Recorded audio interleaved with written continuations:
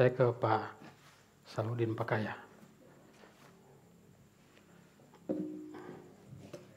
Yang SH, ada dua Salahuddin mana ini?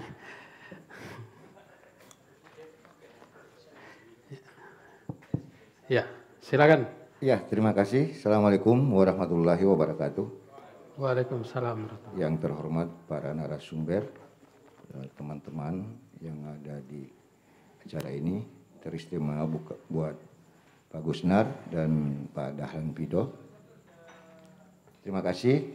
Saya tadi setelah mendengar pemaparan para narasumber, saya banyak dapat pengetahuan, dan pengetahuan ini saya coba kolaborasikan untuk saya bikin aturan. Pada prinsipnya tentang judul pada malam ini menakar kewenangan penjabat gubernur. Tadi dijelaskan oleh Pak Gusnar, clear legitimasi undang-undang bahwa penjabat gubernur legitimasinya sesuai dengan undang-undang. Dasar pengangkatan pejabat gubernur yaitu proses secara adil, yaitu dibuatkan SK oleh Presiden sebagai kepala negara dan disumpah. Penjabat gubernur itu sebelum dilantik itu dia disumpah, dan salah satu poin sumpahnya itu melaksanakan ketentuan Undang-Undang Dasar 45 dan undang-undang selurus-lurusnya. Mungkin itu yang disampaikan, dimaksud oleh Pak Laude tadi, tegak lurus. Dia hanya melaksanakan sumpah. Pada saat proses selesai melaksanakan sumpah, atas nama Presiden diambil dan dilantik oleh Menteri Dalam Negeri. Proses pelaksanaan kewenangan seorang penjabat gubernur, memang beberapa hari ini saya lihat banyak berseliweran di media tentang kewenangan gubernur dibatasi penjabat gubernur. Tapi seyogianya kalau kita kembali kepada undang-undang, maka semua clear. Undang-Undang nomor 23 2014 yang sudah 2 kali perubahan ya. Perubahan dari Perpu nomor 2 2014 dengan Undang-Undang nomor 9 tahun 2015 tentang pemerintahan daerah. Di situ disebutkan seperti yang dikatakan oleh Dinda, anggota DPRD, Yuri Kekomaru tadi, mengatakan bahwa tugas kepala daerah clear dan dimaksud. Kemudian dilarikan kembali kepada Undang-Undang nomor 10 2016. Undang-Undang nomor 10 2016 itu yang spesifiknya itu tentang masa jabatan yang dari pemilu 2022 sampai pemilu serentak 2024. Itu yang menjadi poin di dalam Undang-Undang nomor 10 2016 tentang tugas dan tanggung jawab seorang penjabat gubernur. Tapi kalau kita flashback ke belakang, Gorontalo ini sudah ada yang ketiga ya penjabat gubernur. Dari zamannya Pak Tursandi Alwi, dari zamannya Pak Judan, sampai dengan zamannya Pak Hamka. Dari 2 Tursandi Alwi dengan Pak Judan, tidak pernah ada pembicaraan tentang tugas dan kewenangan penjabat gubernur. Itu pertanyaan. Tidak pernah ada perbincangan tentang tugas dan wewenang penjabat gubernur. Hari ini baru ada pembicaraan tentang tugas dan wewenang penjabat gubernur. Padahal mungkin tertulis dalam SK, saya tidak pernah lihat SK-nya, ada Pak Asisten 1, jangka waktu 1 tahun. Dapat dievaluasi, memberikan laporan sesuai dengan ketentuan itu selama 3 bulan. Nah, tugas dan kewenangan itu kalau menurut hukum, kalau kita tidak ada turunan atau pelaksanaan peraturan dari undang-undang tersebut, maka kita kembali semua kepada undang-undang. Itu menurut asas hukum. Kita kembali semua kepada undang-undang. Karena undang-undanglah sumber dari segala sumber hukum. Kemudian kita kembali ke atas Undang-Undang Dasar 45. Nah, undang-undang yang membatasi tugas dan kewenangan tersebut. Nah, larangan-larangan yang seperti dikatakan tadi tentang ada 4 poin larangan tersebut. Ini benar apa yang dikatakan oleh Pak Gusnar, fleksibel gitu loh. Nah, memang kalau kita melihat ini undang-undang bahwa seorang penjabat gubernur dilarang eh, mengganti atau izin dari yang sudah dibuat oleh pejabat sebelumnya. Yang dilarang kan hanya untuk mencabut izin, membuat izin baru kan tidak pernah dilarang. Ya. Tidak ada kan dalam undang-undang larangan tersebut bahwa penjabat gubernur dilarang membuat izin. Kita hidup di negara hukum, patuh pada hukum. Ya, kita terpatron bahwa ini yang larangan. Jadi kita tidak bisa masuk ke larangan, tetapi kita membuat sesuatu yang baru tentu bisa.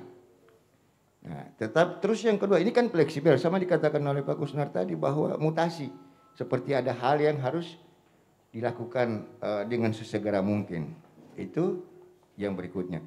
Terus yang ketiga bahwa tadi teman-teman atau senior atau adik saya anggota DPR mengatakan bahwa kita bingung di DPR. Padahal simpel. DPR itu sesuai dengan undang-undang pemerintahan daerah ada aturan apa fungsi dan tugas DPR. Apa tugas dari seorang kepala daerah dan wakil kepala daerah. Ada undang-undang tempat bersandar. Kalau bingung terhadap ini bukan jabatan, berarti DPR tidak mengacu kepada undang-undang dong. Apa tugas? Nah, tugas ini kita dilandasi sebagai seorang wakil rakyat. Ingat, wakil rakyat bukan representasi partai politik gitu loh. Makanya kemarin saya agak enek gitu ya waktu dengar ada seorang oknum anggota DPR mengatakan bahwa seorang penjabat gubernur jangan bawa program. Makanya saya sampaikan bahwa tunjukkan saya dasar hukumnya, pijakan hukumnya. Anda wakil rakyat gitu loh. Harus bekerja sesuai dengan undang-undang. Tadi apa yang dikatakan oleh Pak Kusnar benar. Cuman mungkin ada sedikit yang saya luruskan keliru. Tentang bahwa penjabat gubernur ada dua atasannya. DPR dengan Mendagri. DPR bukan atasan seorang kepala daerah gitu loh. DPR adalah mitra dari kepala daerah. Itu undang-undang. Kalau mungkin antara pribadi kalau merasa atasan ya silakan. Tetapi perintah undang-undang itu mitra. Memang Mendagri itu adalah atasan dari penjabat gubernur karena dia memberikan laporan setiap 3 bulan kepada presiden melalui menteri dalam negeri gitu loh. Jadi ada simpang siur sama dikatakan tadi oleh saudara saya bahwa Salahuddin Pakaya tadi mengatakan bahwa kita rugi daerah gitu loh. Wah, dengan adanya penjabat gubernur. Ini kan pemikiran yang mungkin keliru saja kawan saya ini bahwa ruginya dari mana gitu loh. Seorang penjabat gubernur belum bekerja kok kita udah pada ribut, kita udah pada seperti kebakaran jenggot. Coba kita lihat, ada masa 3 bulan untuk evaluasi. Bila mana hal-hal yang dilanggar sesuai dengan ketentuan undang-undang dilanggar oleh gubernur, penjabat gubernur, nah itu bisa kita lakukan evaluasi. Rakyat juga bisa melakukan evaluasi, ada perwakilannya di DPR. Ya, seperti dikatakan tadi oleh Pak Kusnar. Cuman persoalannya kan seorang penjabat gubernur saja belum kerja, belum masuk kantor, kita udah batasi dengan ini kewenangan Anda ya, ini kewenangan Anda ya, ini yang Anda harus bisa lakukan, ini yang Anda tidak bisa lakukan. Loh, undang-undang jelas tertera. Apakah seorang penjabat gubernur harus taruh di Taruna Remaja situ bahwa ini undang-undang loh nomor 23 2014 yang sudah ada perubahan. Mungkin banyak kawan-kawan yang belum tahu bahwa ini undang-undang nomor 23 2014 sudah 3 kali perubahan loh. Sudah 3 kali perubahan. Dan yang dikatakan tadi bahwa ada putusan MK. Putusan MK itu ya seperti yang dikatakan tadi bahwa tugas orang penjabat gubernur itu harus seyogianya disamakan dengan gubernur. Nah itu harusnya kan kita syukuri kan, berarti penjabat gubernur bisa sama dengan gubernur. Cuman memang Mendagri ada aturannya. Nah, di pusat itu banyak para pakar gitu loh yang menata tentang ini. Undang-undang ini dibuat oleh wakil rakyat bersama pemerintah yang mengetahui seluk-beluk aturan gitu. Nah makanya saya tadi bingung kok misalnya kawan-kawan DPR bahwa kita bingung mau bikin apa gitu. Patronnya tidak ada gitu. Kalau patron tidak ada yuk kembali ke undang-undang dong. Jangan Anda duduk tidak ada patron Anda menganggap bahwa kita konsultasi. Kembali ke undang-undang. Ntar dibilang sama Departemen Dalam Negeri yuk balik ke undang-undang. Ya, tapi kan undang-undang tidak ada peraturan pelaksanaannya. Namanya asas. Bila tidak ada peraturan pelaksanaannya maka kembali kepada undang-undang tersebut. Tugas kepala daerah. Apa beda antara penjabat kepala daerah dengan kepala daerah? Kan sama, tugas dan kewenangan kepala daerah. Sama-sama kepala daerah, sama-sama disumpah. Sama-sama diberikan SK oleh presiden. Gubernur definitif diberikan SK oleh presiden. Sama kan? Nah, persoalannya, apakah ini like and dislike terhadap seseorang? Ini yang harus perlu menjadi pertanyaan. Makanya saya bilang, legitimasi secara hukum sah. Makanya saya sampaikan pada kawan-kawan, saya berdiri di depan bahwa legitimasi secara hukum sah seorang penjabat gubernur. Nah, jangan berpikir bahwa legitimasi secara publik, bahwa politik, bahwa gubernur tidak mendapat pengakuan publik. Gubernur, penjabat gubernur itu dilegitimasi oleh undang-undang, bukan dilegitimasi oleh persoalan politik. Karena kita dalam masa transisi. Negara kita dalam masa transisi yang panjang gitu loh. Makanya saya bilang bahwa kalau kita kembali ke berdebat tentang masalah tugas dan kewenangan, itu sudah terpatri dalam aturan. Tidak perlu kita kita artikan, kita tafsirkan. Norma tersebut kita tafsirkan lain sehingga kita mendapatkan penjelasan lain gitu loh. Jadi mungkin itu Bung Hadi yang bisa saya sampaikan. Jadi mohon maaf kalau rekan-rekan ada yang merasa bahwa agak ini sedikit, tapi memang itulah aturan.